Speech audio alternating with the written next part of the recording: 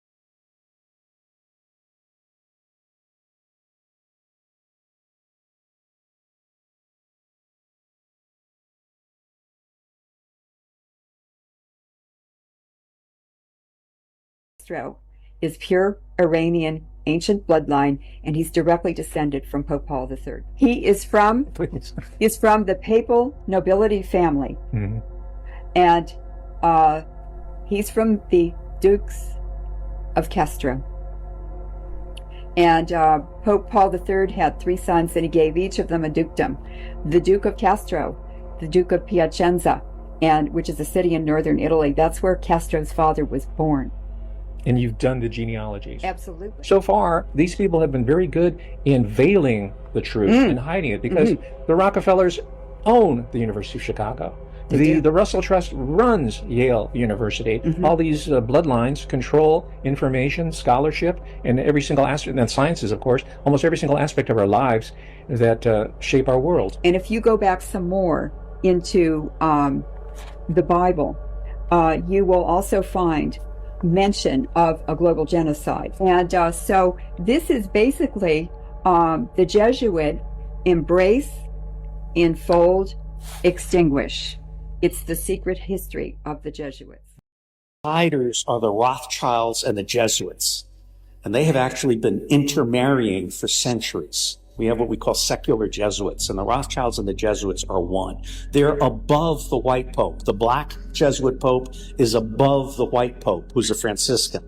And the Rothschilds are above the Queen of England. And they're above the City of London and Wall Street. And we have legalized massive crimes by these banks, to include manipulating foreign exchange and interest rates. When Goldman Sachs wants to make a lot of money, they start a war. And that drives up the price of oil and does other things, okay? So I cannot overstate the degree of evil that exists in the banking system as it responds to the Rothschilds and the Black Pope, the Jesuits. Then the banks essentially fund two-party tyrannies in each country. One bird, two wings, same crap, okay? And by the way, the FBI was founded by a pedophile. J. Edgar Hoover used to take small children as gifts from the mafia. Okay, pedophilia is very big in all this. In Mexican massive military parade, Russian and Chinese soldiers were also marching. Russian soldiers and Chinese soldiers right through the streets of Mexico City, shoulder to shoulder with the Mexican army. This wasn't just some cultural gesture, but a political shockwave. Russia is fighting a brutal war in Ukraine, crushed under international sanctions, and China challenging the U.S. everywhere from trade to military power, both sending their troops to parade openly in Mexico. That's not a small move, but a clear message. Now picture it. Mexico is America's closest neighbor, right on its doorstep, and in that space, America's biggest rivals are proudly marching. This is no longer neutrality. It's about choosing sides, and U.S. choose to hit Mexico with everything from tariffs to threats of invasion. Now Mexico is showing boldness, taking a risk, and honestly, it feels a little frightening too. So here's the real question. Is Mexico preparing to move closer to Russia and China? How will the U.S. respond watching all this unfold in its own backyard? Mexico just got their first female Jewish president. Did you see that? No.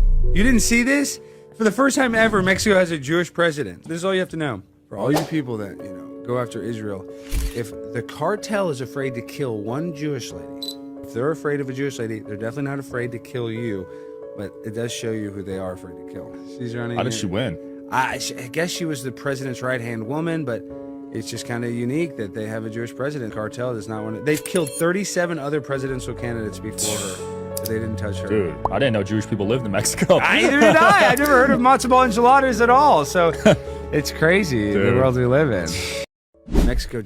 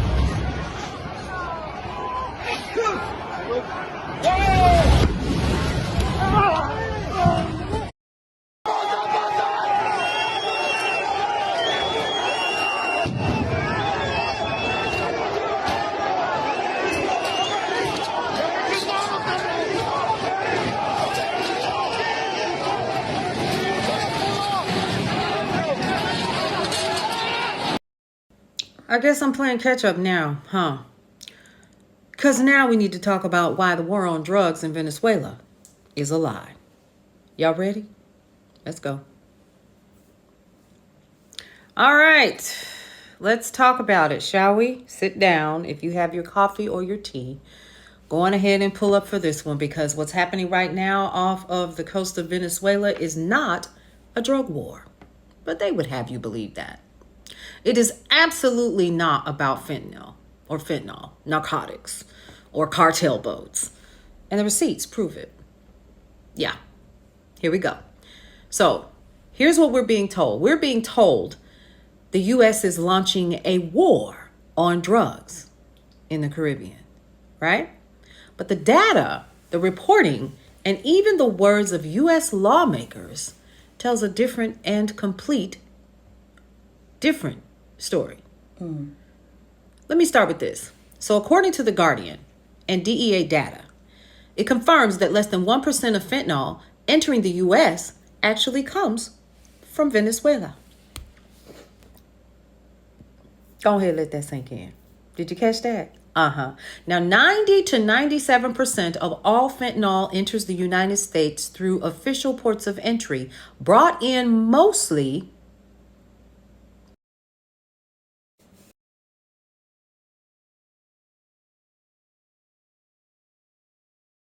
Did you know Mexico just held a military parade that stunned the world? Soldiers marched through Mexico City, but this time, Russian and Chinese troops were right beside them. For many, it felt less like a parade and more like a message. Two global rivals standing proudly in America's backyard. Is it just friendship or the start of a new world order? The U.S. Navy's largest aircraft carrier, the Gerald R. Ford, has moved into the Caribbean.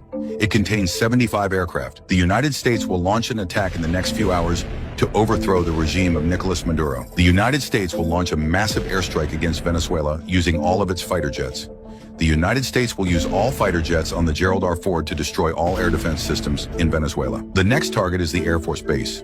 This was done to prevent a counterattack by the Venezuelan Air Force. The missile depot and military headquarters will be completely destroyed, most effectively through CIA intelligence. The next step is for the United States to send 15,000 ground troops already present nearby into Venezuela to confront Maduro's 200,000 troops with better trained American soldiers and modern weapons at their disposal. They could easily defeat the 200,000 strong army. Eventually, all the U.S. soldiers will hunt down Nicolas Maduro.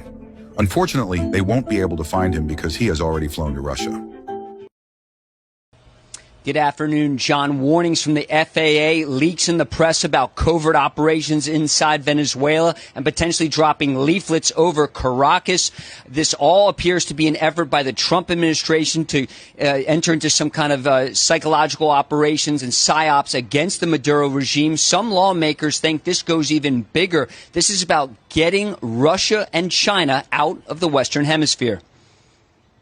We ought to be making sure that our interests are respected in our own hemisphere. That includes having aircraft carriers in our own hemisphere. It also means taking out narco-terrorists who are finding new ways to poison Americans. John, today is Venezuelan leader Nicolas Maduro's birthday. Friday, he's celebrated by attending a rally of college students, attendance likely mandatory, in defiance of the buildup of U.S. forces in the Caribbean, where now about 30% of all deployed warships are on station, ready to strike the Maduro regime should they be ordered. Now, here in Trinidad, located just 7 miles from Venezuela, the guided missile destroyer USS Gravely recently stopped by for fuel and perhaps some liberty for the crew. Warships like Gravely are armed with Tomahawk cruise missiles. That warship saw action against the Houthis in Yemen, firing Tomahawks and shooting down an incoming missile at a very close range using her close-in weapon system, or CWIS, as some of our viewers know. U.S. Marines recently concluded a week-long training exercise here in Trinidad. They continue to train in the Caribbean. The top Democrat on the Senate Intelligence Committee says he's wary about military intervention inside Venezuela. Historically, the United States' intervention in Central America or South America has not always rolled out the way we'd hope. Maduro was a bad guy, frankly, under Biden. When the Venezuelan people voted in overwhelming numbers, Biden should have put more pressure on getting Maduro out then. It was a mistake. So perhaps a reference there from Senator Warner about the Kennedy brothers trying to oust the Cuban leader Castro during the Cold War. Perhaps the CIA-backed coup in 1954 that took out Guatemala's leader. Senator Warner also complains he's yet to receive a briefing about what the Trump administration intends to do here in the Caribbean against the Maduro regime, John. And originates with those ancient Iranian bloodlines, and they have 10 bloodline families that sit on a council, and they're the ones who advise the Jesuits. The Jesuits work for the Iranian bloodlines, and the Jesuits were created by Alessandro Farnese, who became Pope Paul III in the Renaissance, and Fidel Castro is pure Iranian ancient bloodline, and he's directly descended from Pope Paul III. Okay, you're going to have to unpack that one for us here. Fidel Castro? Fidel Castro. The idol of all the left liberal progressives in academia? Yes. The liberator of, El Pueblo? Yes. That Fidel Castro? That's Fidel Castro.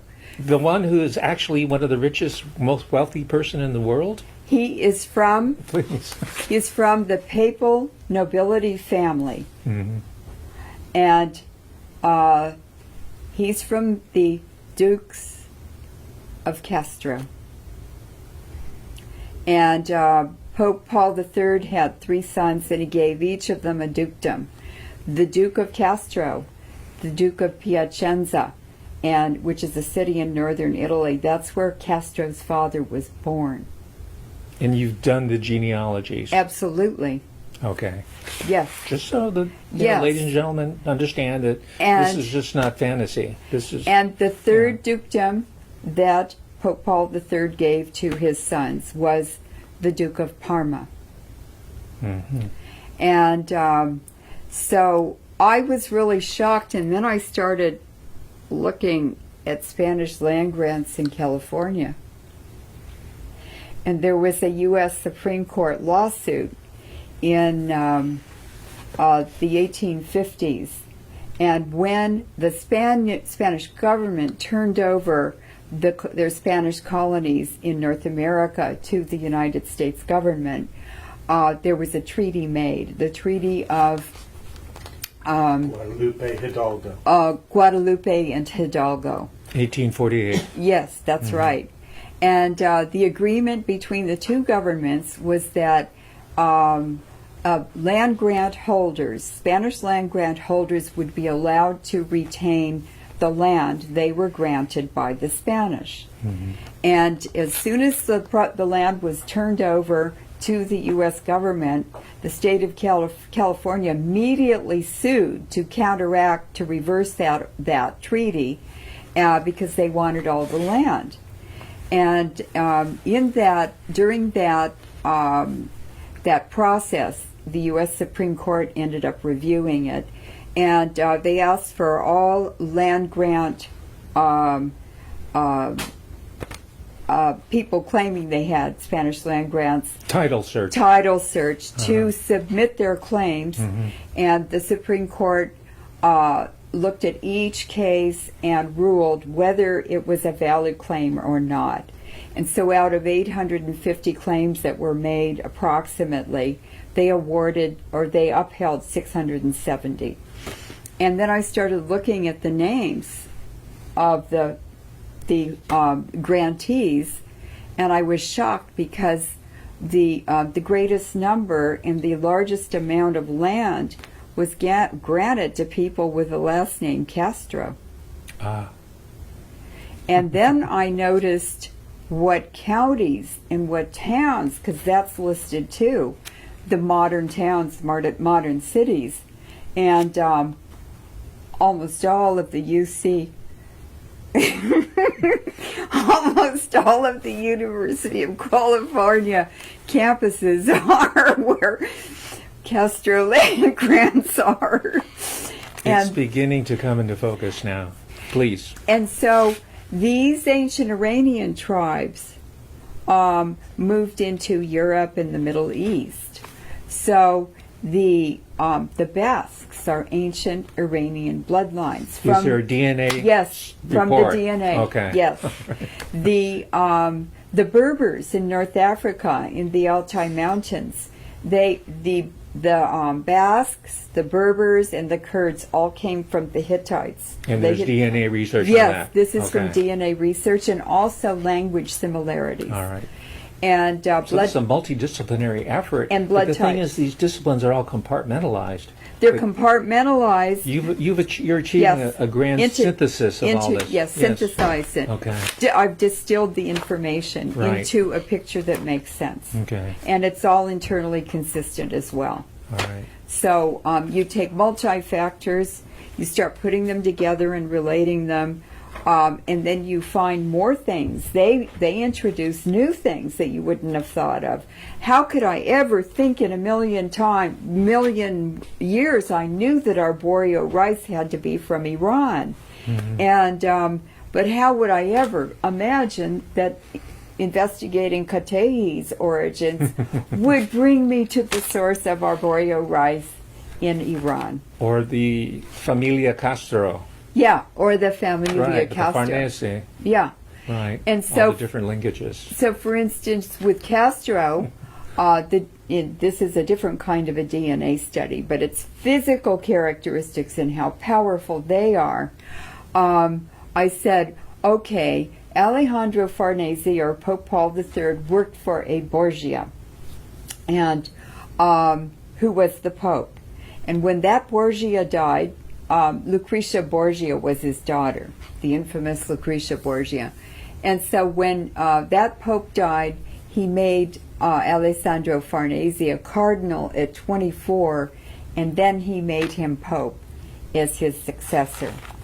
And so I took photographs of paintings of Alessandro Farnese when he was young, and then when he was Pope, and then when he was a very old man as a Pope, in his 80s or something. And then I took paintings of his sons and their coats of arms. The coats of arms are always on the paintings. And then I collected Pope Paul III's grandsons, photos of them. They were cardinals. And then I found a painting of Fidel Castro in black, like a Spanish hat or a monk's hat, and a black robe with just a tiny white collar, peeking through. And I said, "What's this?" Well, it's his portrait, which will have his coat of arms added to it after he dies. Mm-hmm. And then that will be put in some palace in Italy. Okay. In Piacenza, one of their palaces in Piacenza. And then I said, okay, well, what happened in the Hellenic period is that the Farneses, one of them was one of the generals, one of the 8 generals who guarded Alexander the Great. And Alexander the Great appointed him to be the governor. He was the governor of ancient Egypt. And when Alexander the Great died, he made himself a pharaoh. And Alexander the Great had given his sister to this general to marry. So they became the pharaoh and the pharaoh's wife. And after that, almost all the Farneses have a middle name or a first name of Alexander, Alejandro, or Alessandro. So Castro's name is Fidel Alejandro Castro. Mm-hmm. And then you can trace them even before that back into Mesopotamia. So we've got the genealogy, as you did with P.B. Katehi. Yes. We've got the DNA, and you were talking about the physiological resemblances. The physiological. That you were doing. Please break that down for us. So when I got all these pictures together, and I had a photograph of Fidel Castro when he was a teenager or something with no facial hair. And so I got a painting of Philip I of Spain, the first Habsburg king of Spain. And he had a certain kind of lips. They were very thick, and they were sort of had vertical lines in them or folds. And that is a mutation. It's a genetic mutation. It's actually a defect. And that is a mutation. It's a genetic mutation. It's actually a defect. And I compared it to Fidel Castro's lips. He has Habsburg lips. It's indistinguishable. I mean, it's just, it's absolutely a bloodline.